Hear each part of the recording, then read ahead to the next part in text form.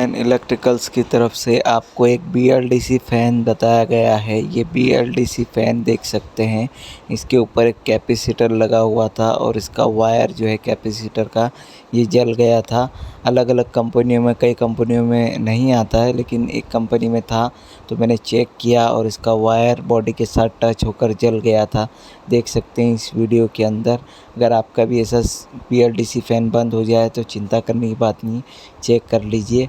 फिर हमने उसको कनेक्शन कर दिया BLDC फ़ैन के अंदर जो कैपेसिटर लगा हुआ था। देख से 8 MFD का कैपेसिटर, उसका वायर जोड़ दिया और हमने जैसे ही स्विच ऑन किया पंखा चालू हो गया। Thank you watching this video.